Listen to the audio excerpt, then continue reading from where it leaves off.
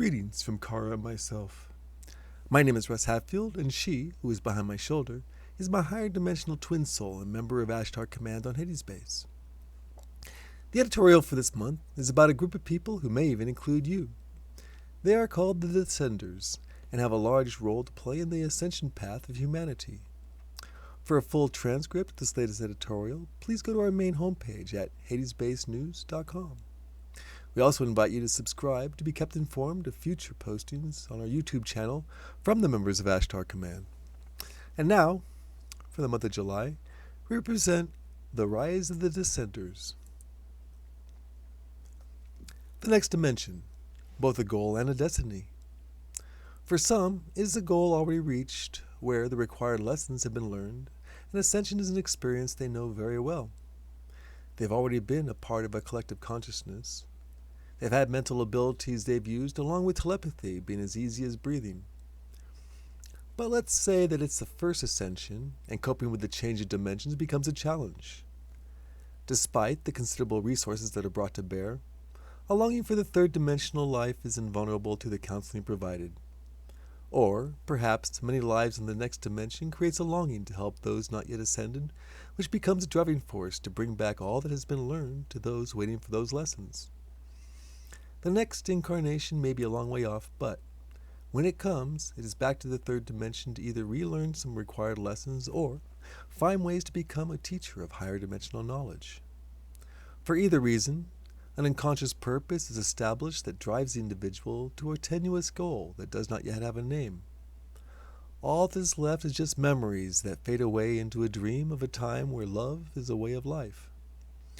When further dimensions beyond the third becomes a part of that person's knowledge base, the goal gains more familiarity as it begins to trigger old memories. Now that goal has a name to go with the purpose, and that name is ascension. Who are these Decsenders? Some may be easy to recognize, and some less so. The clues are in the words and actions of Decsenders, since they themselves have no way of confirming that they have already been ascended prior to their life back on the third. We too can only guess, but we have the added benefit of hindsight. We may be wrong, but we're looking at this from a research standpoint.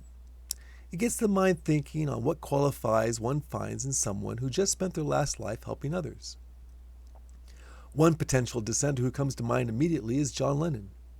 He set the standard for someone looking to pass on a message that could reach the most people in a way that could embrace the message.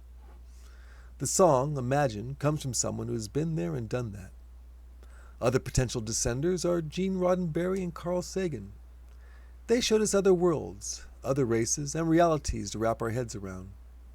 Some, like Mr. Rogers, lived a life one would live if just being nice to others was a way of life. Maybe none of the above have yet to ascend, and these are only wild guesses.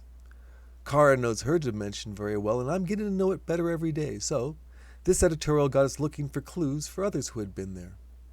Maybe someone reading this editorial. Does this life in the third dimension feel alien to you? Like you are trapped in a world you do not recognize? Who doesn't? You may have a better reason, though, than most if this life is just fulfilling the needed last steps for an ascension, where there is no more descents. As mentioned, there are two main reasons for Decsenders to be here in their roles as teachers and channels.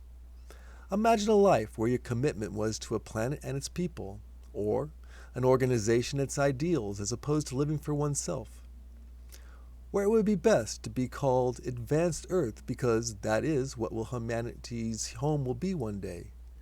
Similarities abound as well as differences. It is the differences, though, that some may not be able to accept, so they return to the third dimension to learn lessons on sacrifice and compassion. Thinking of we instead of I, as the greater good becomes the deciding factor in decisions made. Or, with a desire to take it to the streets, others may incarnate back on the third dimension to relive what it is like on the third dimension. Omal described deciding to have a possible future life back on the third dimension from the seventh dimension for him would be like picking up an old book to read once more. Sananda descended from an even higher dimension during his time, performing miracles and teaching others how they could follow his example. Today's Decsenders have time and technology as their advantage. Time because of the confluence of events require their participation in the world right at this time, and technology, because now the Descenders are able to coordinate their efforts in reaching others across the world like never before. So now they're here, and more come every day, each called to a purpose and a need to see humanity back to where they have known a different way of living. They channel entities from higher realms. They create music that transports the listener to faraway places. They write books or create movies that inspire mankind to be kinder. They heal the sick and feed the poor, or they create web pages to pass on what they learn from fellow Descenders. All are continuing on a journey of enlightenment where knowledge replaces money on that journey because it is far more valuable. As Descenders return to a life of a higher purpose, the lesson of money has had its graduation, and money becomes as needed to fulfill that purpose. As the need for wisdom and patience is at its greatest, they come with the lessons planned before birth.